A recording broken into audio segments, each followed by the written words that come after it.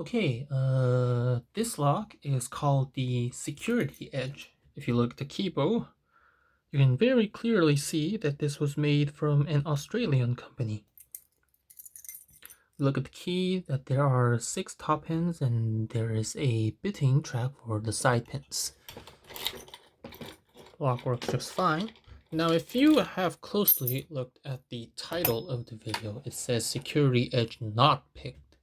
The reason for that is because, of course, I am not going to pick this lock in this video, and I will explain why just in a moment. But first, to do that, we have to gut this lock. And that's exactly what we are going to do right now. Okay, let's go. First, we have to unscrew the tailpiece. No big deal. These are just normal screws.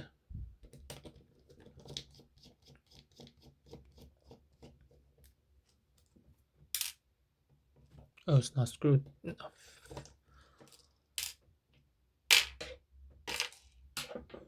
After that, we're going to use the key, rotate a little, and use a follower to take the core out.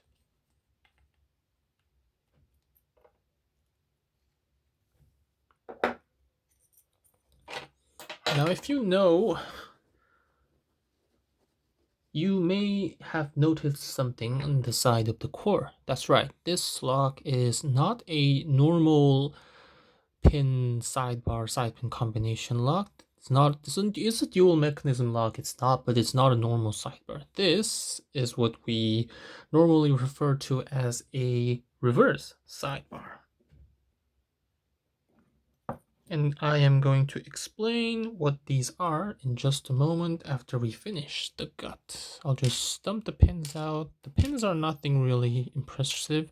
These are just standard key pins and standard driver pins. There are a few spool driver pins here, so nothing really remarkable on both the pins and the core. There's no really milling or whatever.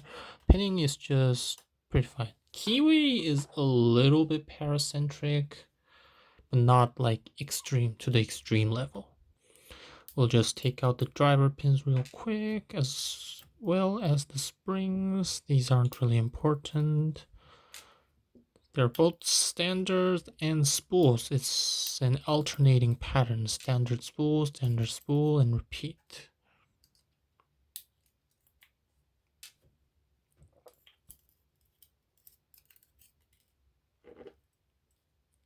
Also, I have no idea why, but I think the overall build quality of this lock is not superb. So, by the way, this follower has same diameter. So it can go through like this, but somehow I can't pull it out this way. It's weird. I have no idea why this is happening. So either my follower is weird or this lock is weird, but I have a hunch that it's the lock. But you never can be sure. Anyways, that was just a little trivia. Where's the spring? There we go. We're going to just dump the final stack. And the spring as well. Okay. Now, let's look at the housing. Housing's fine. But as you can see, the groove for the sidebar looks weird. It's not normal. It's not sloped. It's square. This is basically one of the main characteristics of a reverse sidebar. It's not sloped. It's square shaped. Not only the groove for the sidebar, but the actual core's sidebar is also square shaped. It's not sloped. I will take out the key and show you how it works. So normally in a side pin lock, the side pins are basically always pushed outwards by a spring. So the sidebar is going to be pushed out, and if you put the correct key and rotate the lock, then the sidebar, both the sidebar and the sidebar groove is like sloped in a triangular shape, so it gets pushed inward. And if the bitting is correct or the elements are all in the associated height, then the sidebar is able to drop inwards, and then the lock is free to open. However, in a reverse sidebar lock, it's a little different. The sidebar, first of all, the sidebar is, let me get focus, is square shaped, just like the groove on the core. This means that in a traditional way of tensioning the lock by using a bar and applying tension on the core, the sidebar is not going to be pushed inwards. Basically, to pick a side pin, the sidebar must be pushing towards the center of the core, which is going to be pushing on the sides of the side pins. That's going to bind the side pin when we're going to able to pick through them. But if we rotate the core and give tension, the square sidebar and square grooves are just going to be pushing each other and is not going to push inwards the sidebar. Therefore, no binding happens and we cannot pick the lock in a traditional way of tensioning the lock.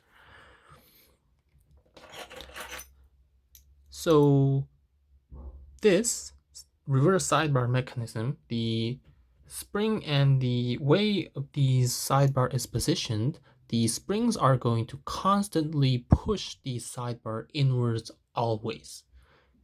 Is pushing inwards. No, wait, no, I'm the opposite. The sidebar is always pushed outwards by the spring. Am I right? Wait, no, spring, sidebar. If we put the key in, it's kind of hard to put this key in. As you can see, if the correct key is inserted, that means all these side pins are at the associated height, then the sidebar automatically retracts. You do not have to rotate the core, it just happens.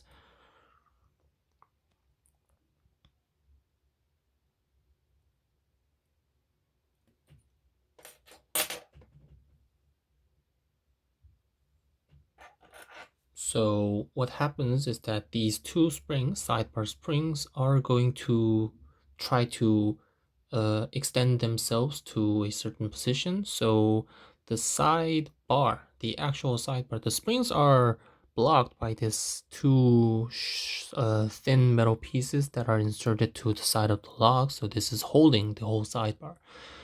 Now the sidebar is going to be,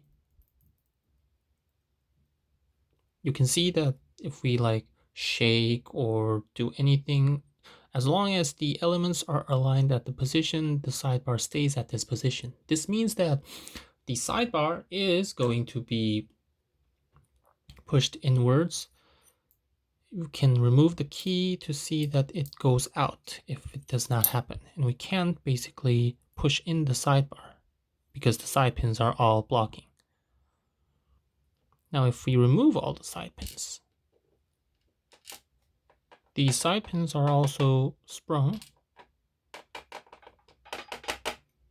Why are you not coming out? Right. Now as you can see, all side pins are out and the sidebar automatically retracted. This means that it is pushing inwards. The reason you cannot originally pick this lock in a traditional way is because these are very weak springs. And also, if you tension the lock, you're basically forcing the side pin and groove to push each other, and the sidebar is going to be locked in that part. If you tension the lock, you're pushing it against the wall, so it's going to be stuck there because of frictions and various stuffs. So it's not going to be pushing inwards. The side pin springs are very strong. These are strong springs and these are weak springs. So the way this works is that this is going to be pushed inwards in a very weak strength. So Unless these all four elements are aligned simultaneously, the sidebar is not going to drop inwards. The same mechanism is in this lock as well. You might be familiar with it, but this is the Quickset Smart Key. Now, the old generation, generation 1 and 2, they could be tensioned normally and picked. That was because of the design flaw of the grooves, core groove, sidebar groove. But generation 3 and above, you basically can't pick them in a normal lock would do. But it still has a design flaw. This is basically the whole core, and you can insert a thin piece of metal like a shim or a bent pick and manually push the sidebar inwards. You basically force the sidebar to bind the pins, and then you can pick it. This lock and many reverse sidebar locks, you can't, because for obvious reasons, but if you put a cord like this, you can clearly see that there's a ledge. You cannot go sneak through this ledge and put a shim in to push the sidebar. That's not going to work on these kinds of locks. Normally, if you want to pick a reverse sidebar lock, you basically have to wriggle the sidebar elements without any tension of the lock. You basically wriggle, and if the conditions are right, if you set a certain element, then the sidebar will slightly drop on that part, and that is start to bind other. No, it's not going to bind, but you basically rely on the strength of the springs, and without tensioning the lock, you wriggle the elements and put them on the right place, and the lock opens by the sidebar dropping in. Now that's only possible if the element's spring, the side pin spring, is also weak. Some locks are designed that way, so you kind of can exploit the design flaw. This is a design flaw if the spring is not weak, but this spring is not weak, it's very strong, so it can't be picked in that way. So the way you would pick this lock is basically you have to simulate the sidebar bitting by simultaneously lifting all the side pins to the corresponding heights. It could be done in several ways. Like you could use a multiple tool to lift the side pins in the way that you want them to be, or you can like bend the metal bar in the shape of this thing and you insert it on the bottom of the keyway to lift them, and then you pick the top pins. I believe Pinball has picked this specific security edge by simulating the side pin bitting by bending a metal wiper insert, putting that on the bottom of the keyway and pick the top pins. But I do not really want to go through the hassle. Reverse sidebar mechanisms in general is pretty simple in terms of design, but if they are made right, it's really painful to pick and not fun. So I figured that I just not try, because I do not have the temper, the time, the patience to go through all that hassle to pick one this lock. This lock, I believe, is from an Australian company but manufactured in China, and the overall build quality is also not that great. It's kind of sloppy, and I don't really see any point of picking this lock. If it was a public first, I would have maybe tried a little bit harder, but it's not even a public first, so there's like really no reason to pick this lock. So I figured just why I will not pick this lock, and why reverse sidebar mechanism kind of sucks to pick in general. So I hope that is pretty clearly explained. I think I try to explain it as detailed as possible, but I don't know if I explained it that well. I hope I did. Anyways, this little spring is very strong, so it really flies out if you're not careful. The other springs are inside and trapped by the sidebar. Sidebar spring is very weak. If this was not my lock, I would have just punched out this metal piece and actually showed you why this works, but I mean, why these springs are actually weak and these are stronger compared to them, but this is a loaned lock, so I would prefer not to. So I'm just cutting the lock generally and try to explain as detailed as possible without destroying all the mechanisms. Hope that clears it out. Yeah, let me show you. If suppose all the other 3 side pins are set so that the sidebar can drop, this happens. The partially dropped in sidebar. So if you push the side pin to the correct height, this happens. The sidebar automatically drops in and then the core is able to rotate. You either have to find a binding order of the side elements if the springs are weak, or you have to simultaneously lift them to all their correct height, which is the side pin bitting. And that is not fun at all in my standards.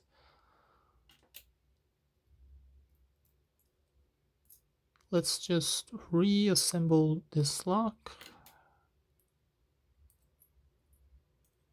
Rotate it back.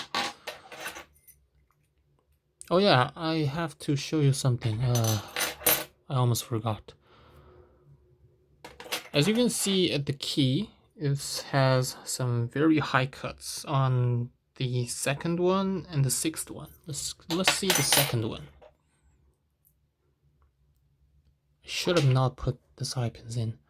As you can see, there's a very short pin. If I put it in, it goes pretty deep in. Now there's a spool driver associated with it. And if I put this in, it barely sits here. Can you see the problem? This is sitting almost at the shear line. It's actually a little bit lower. There's a small ledge.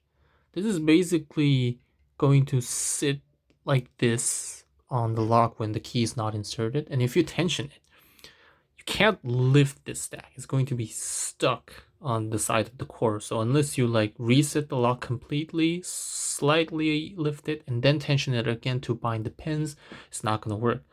Some locks like the AVA 72/40 has this problem. Basically, the whole driver and key pin stack is way too short that it falls below the shear line. This is risky if you are picking this lock because you can actually like mangle the springs, or the stack could be just hardly binding.